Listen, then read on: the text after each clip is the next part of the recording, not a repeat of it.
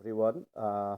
Today we will be reading one poem by Philip Larkin, that is Obed, with a text and commentary from James Parson. So let us first focus on the literary career of Philip Larkin.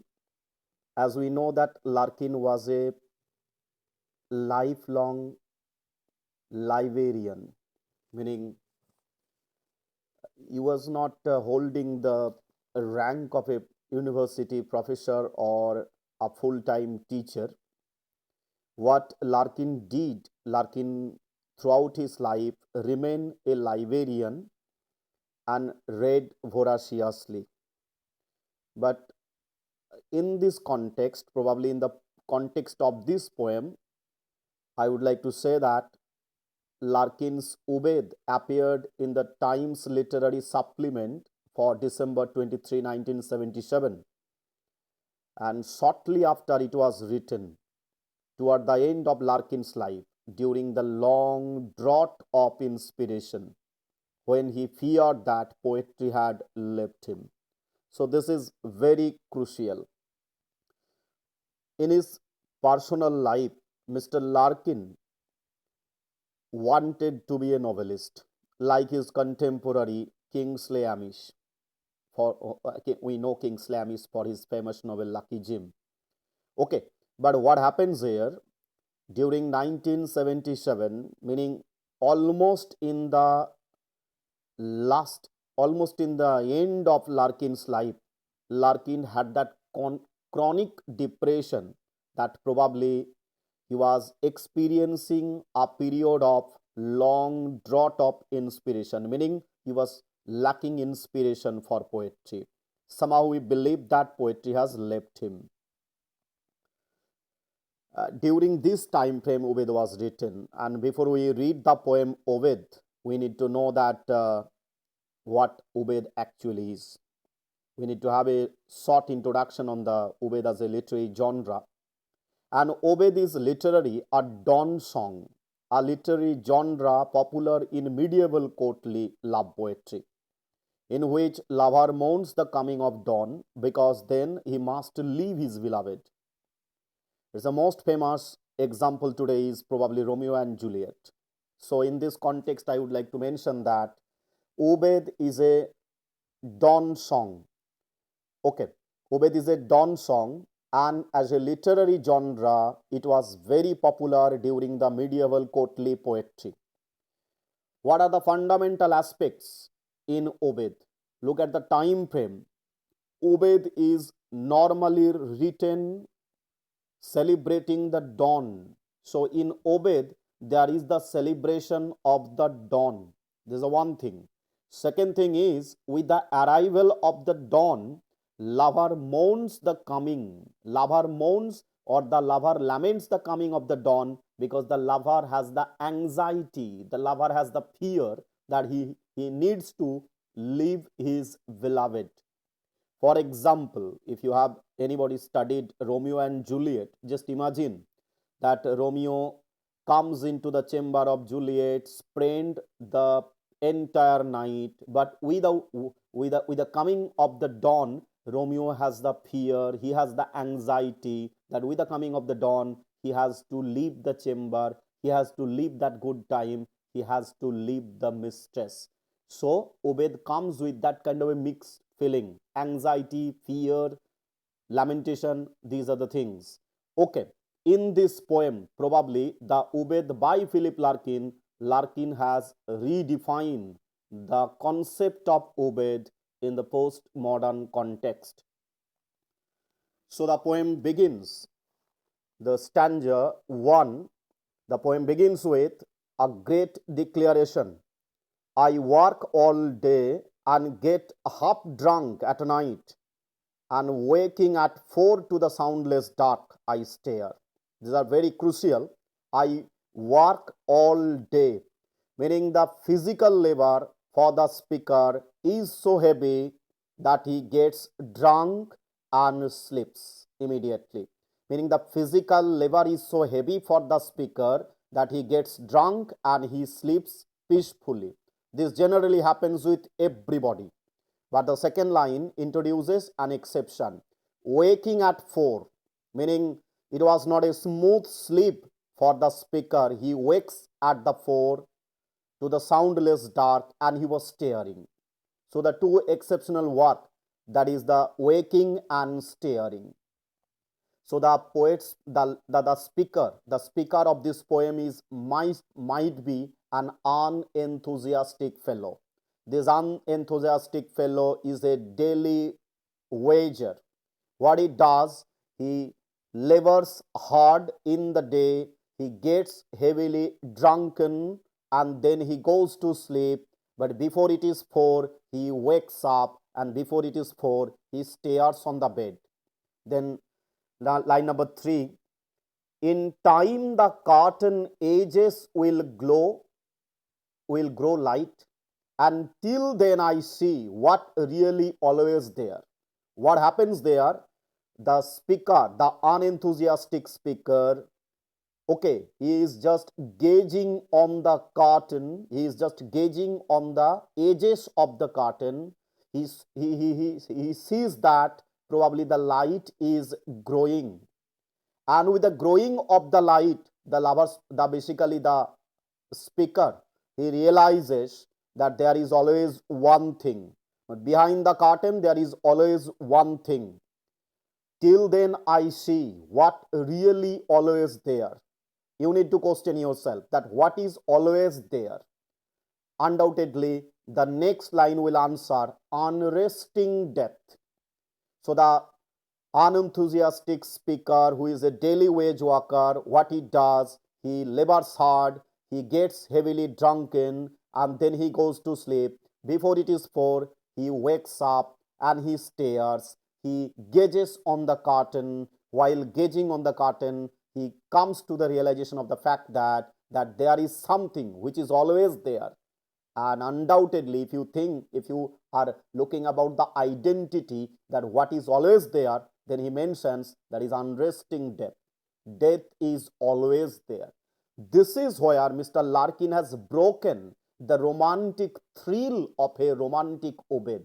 In an obed, generally there is a lamentation as well as the thrill, because with the dawn the lover has to leave the beloved. But look at this, in Larkin, he has traditionally gone away from the traditional romantic mode of obed. Probably in this obed, Larkin has expressed his fundamental fear for unresting death. What happens next? A whole day never nearer now, making all thought impossible. Meaning, behind the curtain, there is death always present. Meaning, this is something that death is always present there. Okay, any thought, any kind of thought is not going to make it impossible. Meaning, you are not with any thought, with any kind of rational exercise of your mind, you are not going to make it impossible. Meaning, the presence of unresting death is an undeniable reality. With rational mind, you cannot negate it, you cannot deny this. But how and where and when I myself die? This is something. So the stanza 1 focuses on the fear of the death by this unenthusiastic daily wager. He works heavily on the day, he gets heavily drunken in the night, goes on the bed. Before it is 4, he wakes up, he stares, he gazes on the curtain, he realizes the ever presence of the unresting death, and he knows that any exercise of rational thinking is not going to stop death. And in this context, he is also thinking the unenthusiastic speaker, he does not know that when he has to die, where he has to die, and how he has to die. For sure, he knows that he has to die, but he does not know how, where, and when. So, what happens here in the first stanza, the fundamental fear, the fundamental fear, the undeniable presence of death, and death caused fear is haunting the speaker. Arid interrogation, meaning these are the questions the speaker is not going to get any answer anywhere. But what happens here? Look, yet the dread of dying and being dead. So there are two dimensions of this expression. The speaker is lost in two thought. The the speaker is thinking that he does not know how is the fear of being, how is the fear of dying, and how is the fear of being dead.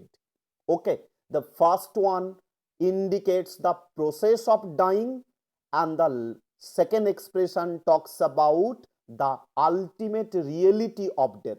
That is the ultimate expression of death. So the speaker voice does not know that death, the presence of unresting death cannot be stopped. You cannot stop it, and you do not know when will you die, how will you die, and where will you die. But you do not also know that, you do not also know how does it feel when one dies. You do not also know how does it feel when one is dead. Dead indicates the end of the process, and dying indicates the process of dying. So as a living human being, you know that you must die, but you do not know how, where, and when. And you also do not know that how is the feeling when someone is dying, and how is the feeling when someone is already dead. So these are the things which are continuously coming to the mind of the speaker. Flashes appraised to hold and horrify. So what is happening with the speaker? The speaker has labored heavily, he has drunken heavily, he has gone to the bed. At 4, before it is 4, he wakes up, he stares, he gazes on the curtain, and he realizes the presence of the unresting death. He realizes that his thought is not going to change the presence of the death. Meaning, suppose I think that I will not die. Your thought is not going to change the reality. He knows it. He knows that he will die, but he does not know when, how, and where. He does not know. He does not also know how does it feel when someone is dying. How does it feel when someone is dead? He does not know the fear of the process, and he does not know the fear of the end of the process. He does not all know. At the same time, what happens here?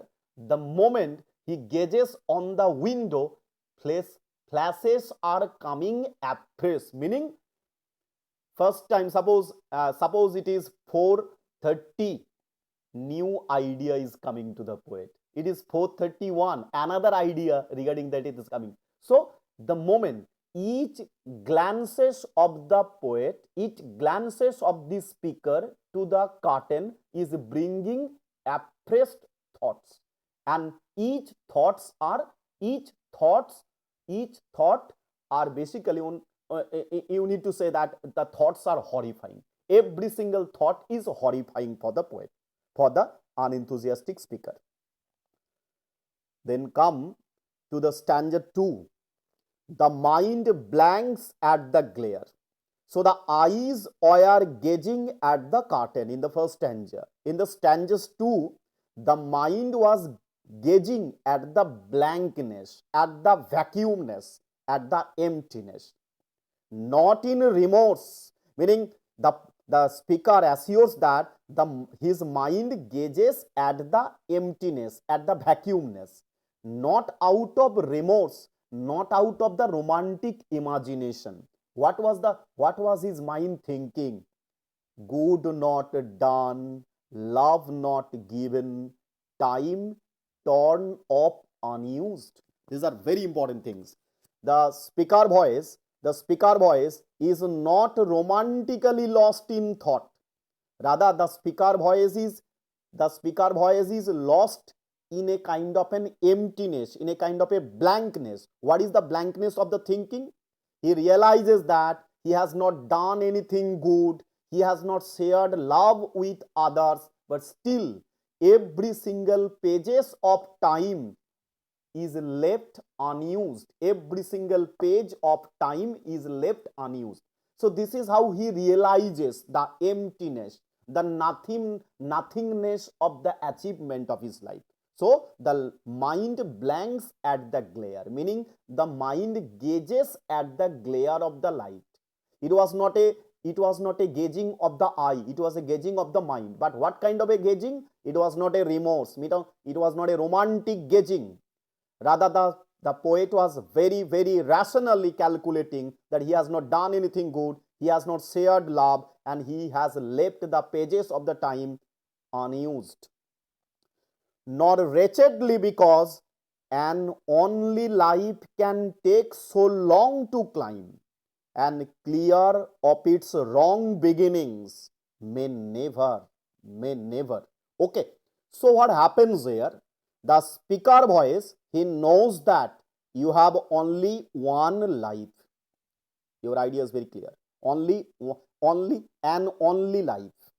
You have only one life. You have only one life. And the course of your life is very long. Look at the expression, take so long to climb. So you have only one life. The course of your life is so long.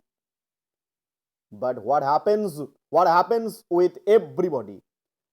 If the beginning of your life is wrong, if your course, if the starting of your life is wrong, then nothing is going to compensate this bad start. So this idea is very clear. So Larkin is very clear with his idea. The speaker, the unenthusiastic speaker of this poem, he realizes what? He realizes he gauges, his mind gauges at the emptiness, because he has not done anything good, he has not shared love with others. Okay, the pages of the time is left unused, meaning he could not properly use the time. So after this kind of empty gauging, not with the eye but with the mind, the speaker is further lost in a kind of a philosophical gauging. What is the thing? He is speaking to us?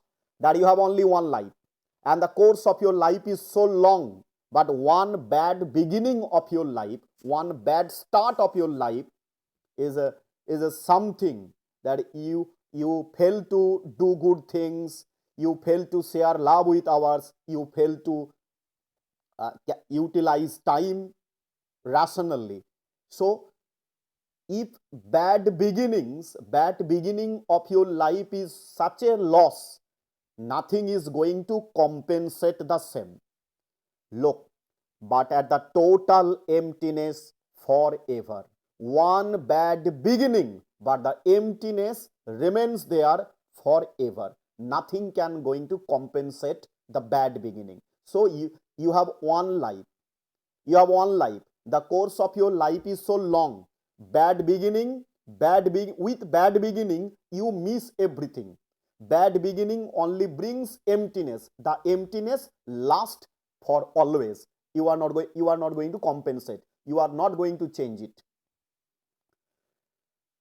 At the total emptiness forever, the sure extinction that we travel to. So look at the words. In the first line, blank, then total emptiness, sure extinction that we travel to. If you say, what is death? Then I can say that we travel to total emptiness, we travel to sure extinction. So in the second stanza, the poet, the speaker is not only lost in the thought of death, but also he tries his best to define death. Death is nothing but a travel. Death is one such a travel where we are making a forward march towards total emptiness, towards total extinction. Total emptiness and sure extinction. And look at the first word, blanks. Blanks, emptiness and extinction. So these are the destination during death or after death generally we journey to, and shall be lost in always. shall be lost in always. Look at the immediacy of the last word, always. So we are going to die always, meaning we are going to travel always. We are going to travel always towards blankness, towards emptiness, towards extinction, sure extinction. But we do not know not to be here and not to be anywhere. So the speaker voice, he knows the immediacy of death. We know that we will die.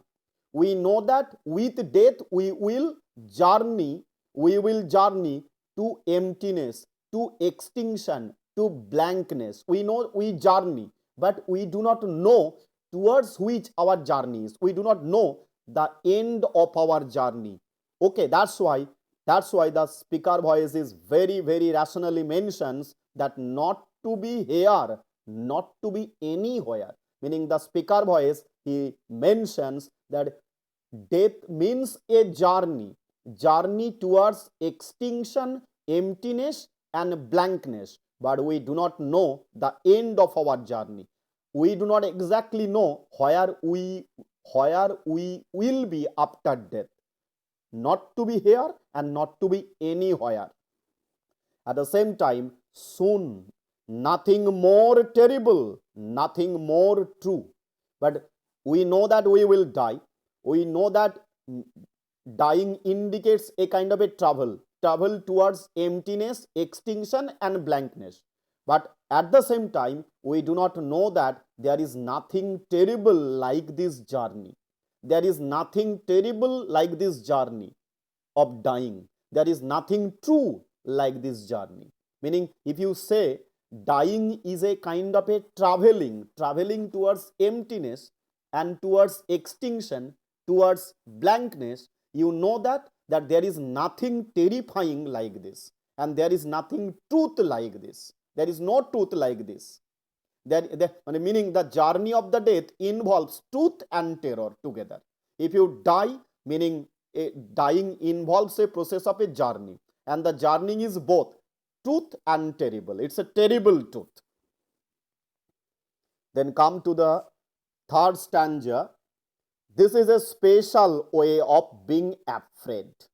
No trick dispels. Meaning, there are many ways of experiencing fear. There are many ways of getting afraid. There are many ways of experiencing fear or getting afraid. Death is also one special way of being afraid. Meaning, dying is a special way of being afraid. But in the third stanza, the speaker voice, very, very rationally, with a rational mind setup, he mentions you. Is there anything that can stop you from experiencing death? He names religion. Okay. Can religion stop you? Can religion prevent you from experiencing the fear and terror and the truth of the death that we mentioned in the earlier stanza? In the earlier stanza, I mentioned, look at the last line, terrible and true. So the process of dying involves terror and truth. Is there anything, in the third stanza I would like to mention, is there anything that can stop you from this terror? Is there anything that can stop you from this truth? Is there anything that can stop you from this terrible truth? Look, there are many ways of. The stanza 3 begins with, this is a special way of being afraid. Meaning, the speaker voice knows that there are many ways of getting afraid. There are many ways of experiencing fear. Dying is a special way of being afraid. But the speaker voice is lost in a kind of a philosophical argument. What kind of an argument? The argument is undoubtedly very, very rational. Religion used to try. Religion used to try what? Meaning, if you say that death is inevitable, dying is inevitable, the process of dying involves terror and truth. I ask you one question. can anything stop you from death? Can anything stop you from dying? Can prevent you from experiencing the terror and the truth of dying? Can you stop anything? Larkin answers, the speaker voice answer, religion used to try that vast moth-eaten musical brocade and created to pretend we never die. So this is very very important thing, that religion only gives us a false confidence. Okay, religion only gives us a false confidence that we will not die. Religious only creates a kind of a pretension in us that we will not die. Religion only promises that, imagine the first expression, vast moth eaten musical brocade. Okay, just imagine the brocade. Brocade is a very ornamented curtain. Just imagine a brocade. What happens here? Okay, curtain has two sides. In the one side you are, on the other side there is something that is mysterious. So religion is imagined as a brocade. What kind of a brocade? It's a musical brocade. What kind of a musical brocade? Vast moth-eaten musical brocade. Imagine a brocade that a moth is continuously chewing. A moth is a very gigantic insect. Imagine a gigantic insect eating a vast brocade. So this is the metaphor that Larkin has invited to indicate. What happens there? The vast musical brocade is being gradually chewed up by the moth. Okay, so what does this indicate? This indicates that the religion only creates a kind of a pretension that we will not die. Religion only gives us only a false confidence that we will not die. Religion only can delay our death, but religion cannot stop our death. Okay, religion only can promise that there is no death if you physically die. Okay, that is the reality of the one side of the brocade. Okay, one side of the curtain. What is another side? The moth is continuously eating the brocade, and when the chewing is done, okay, behind other side of the curtain stands for afterlife. Okay, one curtain has two sides. One side represents life, another side represents afterlife. So the moth is continuously chewing from this side to other side. Religion gives you false promise. What is the false promise? That you will not die. If you physically die in this life, then afterlife is waiting for you. Afterlife is the other side of the curtain. Okay, that the moth is continuously chewing to know it. So religion cannot stop you from the fear of death. Then another thing, and spacious stuff that say no rational being can fear a thing that will not feel, not seeing. That is what we fear. No sight, no sound, no touch, no or taste or smell, nothing to think with, nothing to love or link with, that anesthetic from which none can come round. So another thing, first the speaker voice mentioned that religion cannot stop you. Religion only can create pretension in you that you will not die. Religion only gives you a false consolation and a false promise that even if you die physically, okay, if you die physically, then afterlife is waiting for you. Afterlife is symbolically presented by the other side of the brocade. Brocade means curtain, ornamented curtain. So one ornamented curtain has two sides. The side which was being chewed by the moth, that represents spherical reality. The other side represents the afterlife. Okay, if you are physically dead, then religion promises that you are basically given easy entry in the afterlife.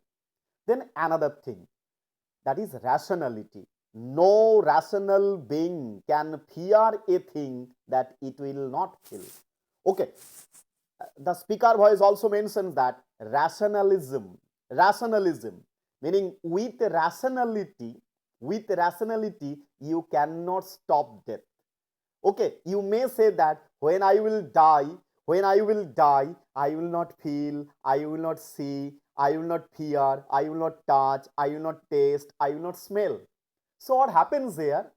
A man with rational mind cannot even stop death.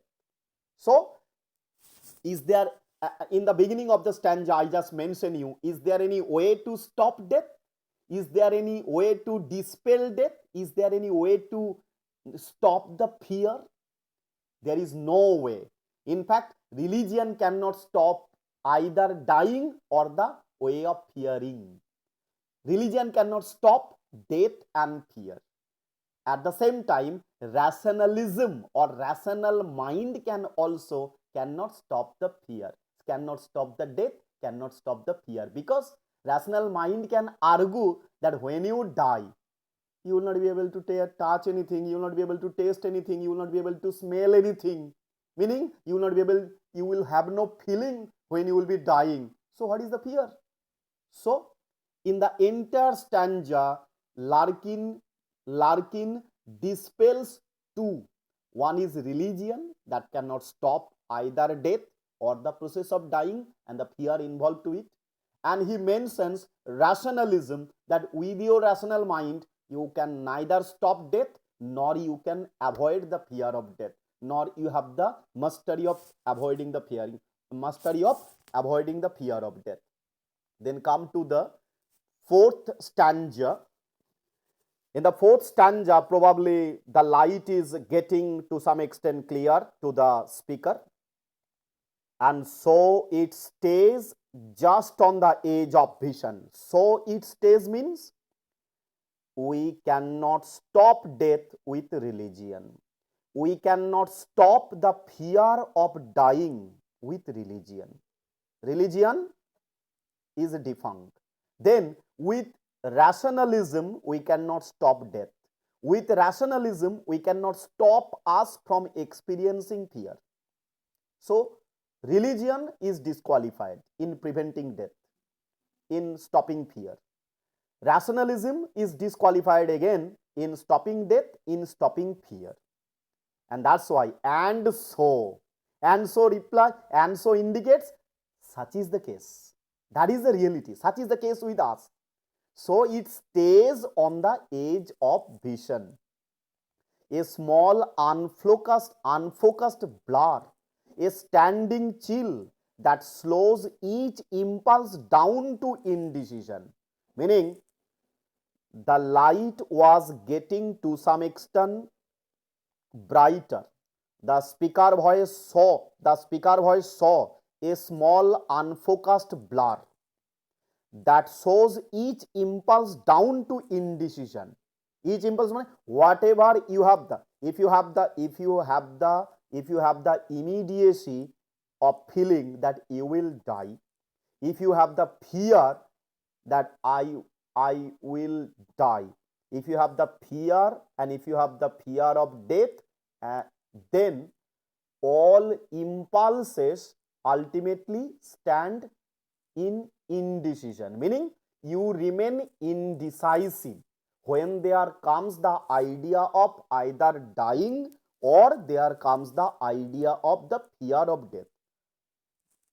The idea of dying, idea of fear of death. In two cases, what happens with you? Your impulse down to indecision, meaning your mind remains undecisive. Most things never happen, and this one will, and realization of it rages out in furnace fear when we are caught without people or drink. Okay, this is something I need to remind you. If you have, this is in fact the poem Ubed. This was written in the basically last phase of Larkin's life, meaning Philip Larkin wrote this poem Ubed almost in the closing section of his life, meaning when Larkin had already lived his life. So after living his life, Larkin concludes most things may never happen. Meaning, in the early poem, Larkin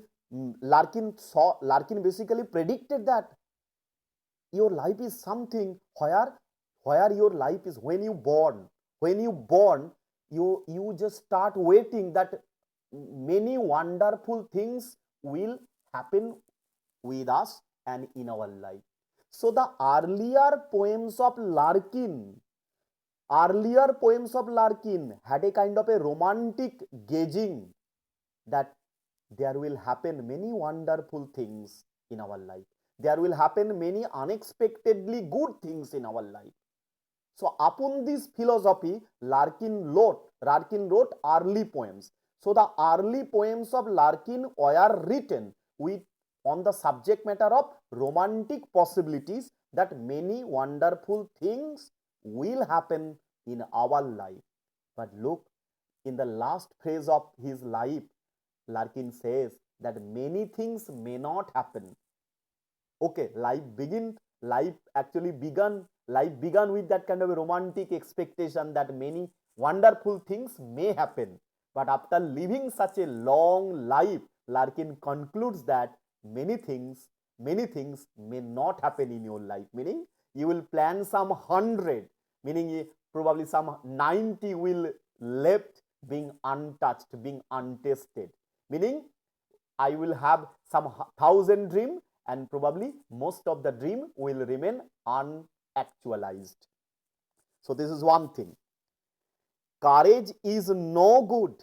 It means to not scaring others. Bring babe, lets no one up the grave. And death is no different wind than withstood. So what happens there? Who can stop death? Can you stop death? Suppose I decide that before I will die I will get heavily drunken. So what happens here? Look at the line number. In furnace fear, when we are caught without people or drink, there are people who think that probably before I actualize the fear of death, I will get heavily drink. Meaning, with alcoholism, you cannot avoid the fear of death.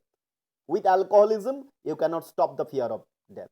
Then another thing, that is, courage is no good.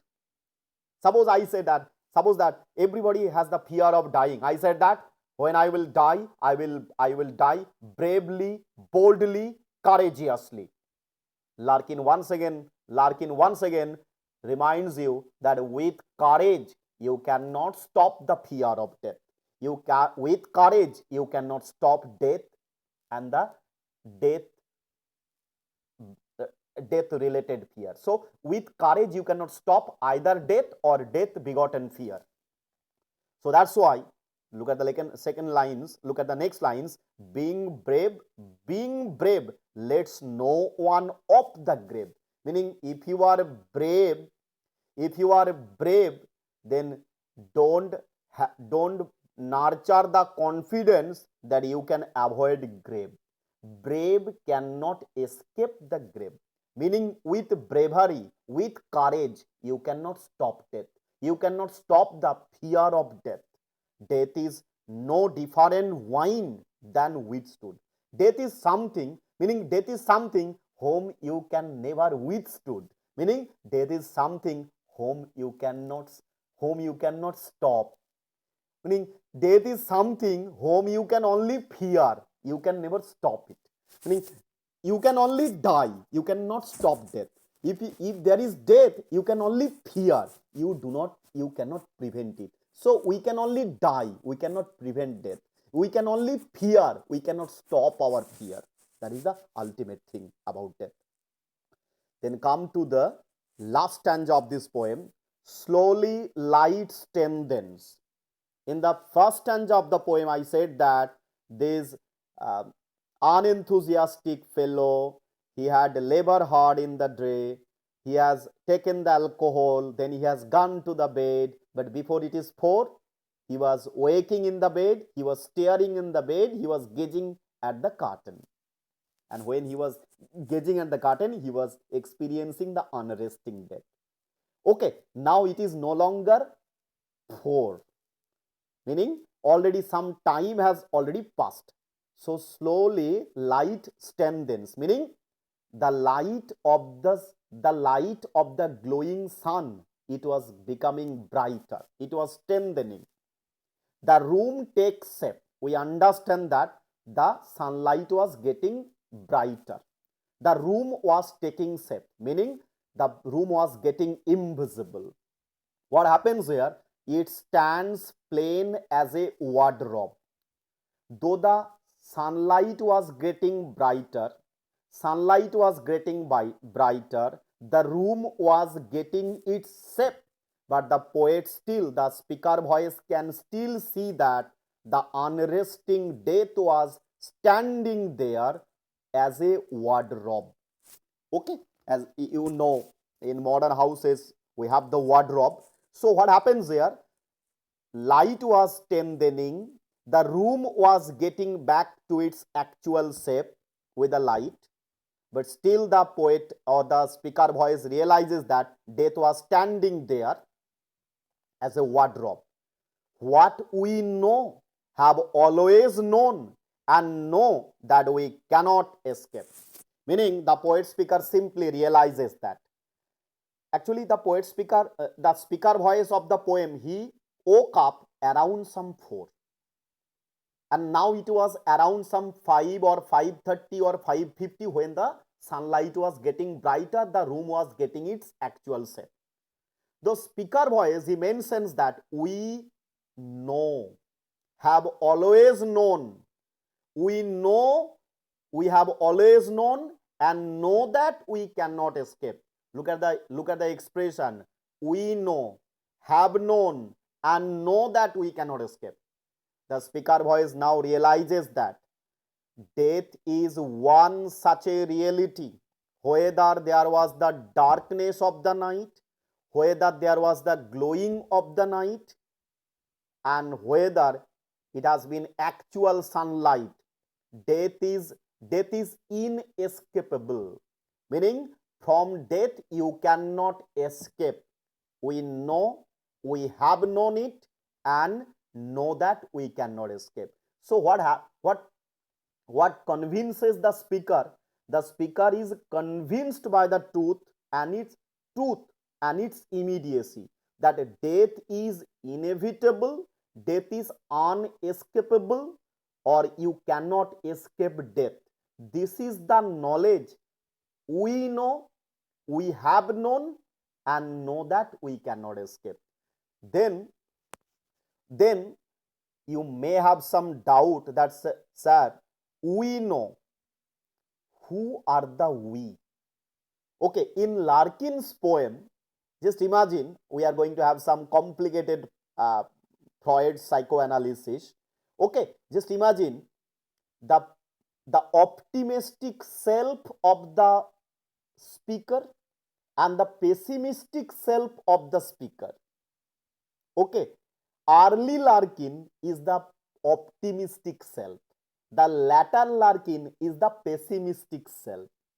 So both the self, the early optimistic self of Larkin and latter pessimistic self of the Larkin, we have known, know and have known that death is inevitable, death is inescapable, meaning you cannot escape death, and yet cannot accept. So death is inescapable.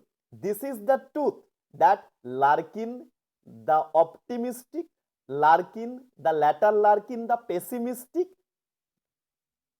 know it but cannot accept it. So death is inescapable but not acceptable. Most of the people cannot accept this. So here I would like to draw your attention. Just in your examine, in your basically exercise khata, you have that kind of a two arrow. One Larkin, early Larkin, optimistic, latter Larkin, pessimistic. Both the Larkin, optimistic early Larkin and pessimistic latter Larkin, they have known that death is, they know that death is inevitable. They know that death is inescapable. They know that from death we do not have any escape. But still, both the selves of the poet cannot accept it.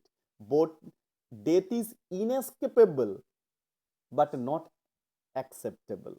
So both the selves of the poet could not accept it. One side will have to go. One side will have to go means either you have to ask, either you have to accept the logic or you have to die. So one side have to go. Meanwhile, telephone crouches, getting ready to ring in locked up offices. You just imagine. Okay, just imagine the suffocating self of Larkin the librarian. Just imagine, as a librarian, you work in a university library some 40 years. You understand what a suffocating job it is. You do not have any variety in your life. That's why locked up offices, all the uncaring, intricate, rented world begins to rouse. Meaning, with the waking of the sun, all the complexities of the complicated world rouse. The sky is white, meaning it is a complete day with no sun. Work has to be done. Work has to be done. So it has become completely day.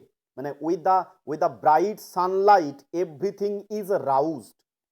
The poet knows that the telephone will ring soon. The telephone will ring soon. Office will start soon. Uncaring intricate of the rented world will begin soon. The sky is white and work has to be done. Meaning, in fact, the last 5 lines of the poem reminds the goings of the day-to-day world, reminds the goings of the real world, material world. Then what is the way? Then what is the way to escape the fear of death? What is the basically strategy to face death and to face the fear of death? Meaning, we in this poem, in this entire poem, we have two problems. One is death, how to face it. Another is fear of death, how to cope with this. Then Larkin says that, look, the daylight is brightening. With the daylight brightening, very soon the telephone will ring. Your life in the lock-up office will start. The tension of the uncaring rented world will begin. And there are many assignments that you have to do this. Okay, so how to face death? You can face death simply by engaging yourself in the day-to-day life. You can face the fear of death. You can cope with the fear of death. We have two problems. One is how to face death. Another problem is how to face the fear of death. The first way is to cope with the fear of death. What you can do? You can only engage in the real world. By engaging us in the real world, we can face death and we can cope with the fear of death. Look at the last line. Postmen, like doctors, go from house to house.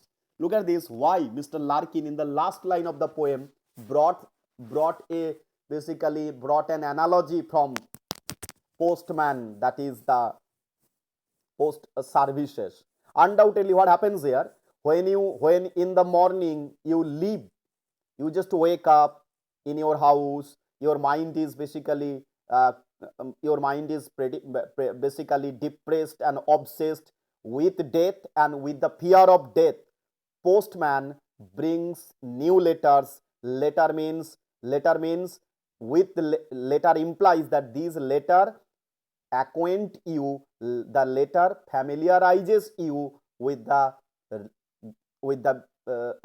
real world anxiety. What happens here?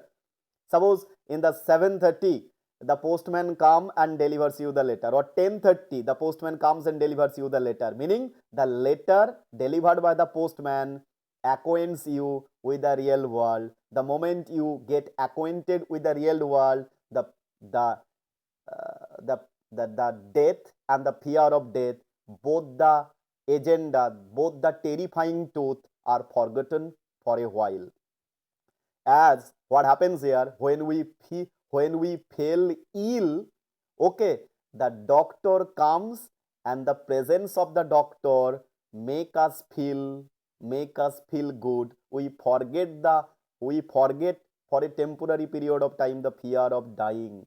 So as long as doctor is sitting by your side, you get the confidence that I will remain alive. Doctor's presence give you the confidence of living. In the very same way, you have the fear of death, you have to face death. You have to face death. You have to fear death. You have to fear death. If you want to overcome the both the tension, death and the fear of death, what is the best medicine? The postman comes, delivers you the letter acquaints you with the real world. You engage yourself in the real world. By engaging yourself in the real world, you can face death, you can forget death, you can forget death related fear. Okay, as in the presence of doctor, we forget disease, we forget ailments. Doctor's presence make us forget the fear of illness. In the very same way, the letter engages you in the real world. The moment you engage in the real, you are engaged in the real world, you forget death and you forget the fear of death.